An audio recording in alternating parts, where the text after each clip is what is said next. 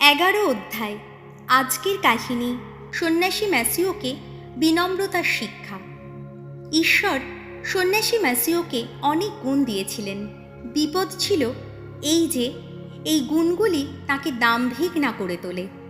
তাই সাধু ফ্রান্সিস চাইতেন তাকে বিনয়ী ও বিনম্র করে গড়ে তুলতে, যাতে তার সেই সদ্গুণগুলি দিনে দিনে আরও ফলপ্রসূ হয়ে ওঠে। ফ্রান্সিস একদিন তার সঙ্গী ভাইদের নিয়ে এক নির্জন স্থানে গেলেন। এরা সবাই খুবই ধর্মপ্রাণ সন্ন্যাসী। সন্ন্যাসী মাসিও তাদের একজন। সাধু ফ্রান্সিস সকলের সামনে সন্ন্যাসী মাসিওকে বললেন, ভাই মাসিও, তোমার আর সব ভাইয়েরা ভগবানের কাছ থেকে ধ্যান প্রার্থনা করার বিশেষ ক্ষমতা পেয়েছে। তুমি পেয়েছ ঐশ্ববাণী প্রচার ও মানুষের চরিত্র গড়ে তোলার মহৎ গুণ। তোমার ভাইয়েরা যেন নিশ্চিন্তে ধ্যান প্রার্থনায় আত্মনিয়োগ করতে পারে। তাই আমি চাই তুমি দারোয়ানের কাজ, হিসাবপত্র দেখা ও রান্নার ভার নাও। আর তোমার ভাইয়েরা যখন ভেতরে খাওয়া দাওয়া করবে, তুমি তখন মঠের দরজার বাইরে বসে খাবে। ওই সময় মঠে যারা আসবে, পড়া নাড়ার আগেই তুমি তাদের ঈশ্বরের কথা বলবে। এভাবে করলে খেতে খেতে তোমার ভাইদের উঠতে হবে না। পুণ্যবাধ্যতার খাতিরেই তুমি এই দায়িত্ব পালন করো।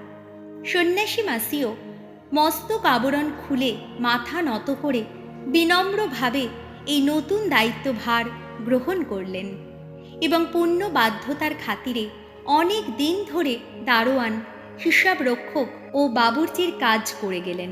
এদিকে ম্যাসিওর অন্যান্য ভাইয়েরা, যারা সকলেই বোধিজ্ঞান প্রাপ্ত, এই নতুন ব্যবস্থায় অস্বস্তি বোধ করতে লাগলেন। কারণ তারা জানতেন সন্ন্যাসী মাসিও তাদের মতোই বা তাদের চেয়েও বেশি গুণবান ব্যক্তি এবং মঠের সব দায় দায়িত্ব তাদের না দিয়ে একা মাসিওর ওপর চাপানো হয়েছে। কাজেই সকলে একমত হয়ে তাদের পরম গুরু ফ্রান্সিসের কাছে গিয়ে অনুরোধ করলেন তিনি যেন মঠের সব দায়িত্ব তাদের সকলের মধ্যে ভাগ করে দেন।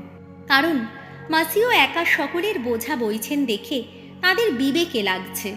সাধু ফ্রান্সিস তাদের কথা মন দিয়ে শুনলেন এবং তাদের অনুরোধ মেনে নিয়ে সন্ন্যাসী মাসিওকে ডেকে বললেন, ভাই মাসিও, তোমায় যে দায়িত্ব দিয়েছি তোমার ভাইয়েরা চাইছে তা ভাগ করে নিতে।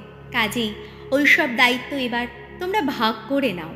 সন্ন্যাসী মাসিও বিনম্র ধীর কণ্ঠে বললেন, ছোট বড় যে কোনো দায়িত্ব আমাকে দেন না কেন, আমি তা ভগবানের নির্দেশ বলেই মেনে নিই।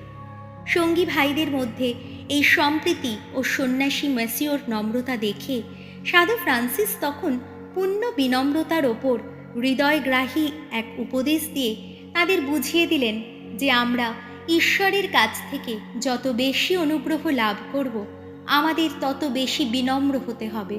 কেননা ঈশ্বরের চোখে নম্রতা শূন্য কোনো গুণই গুণ না। উপদেশ শেষ করে তিনি স্নেহ ভরে মঠের বিভিন্ন দায়িত্বভার সকলের মধ্যে ভাগ করে দিলেন। প্রভু যীশু, তোমার জয় হোক। আমেন।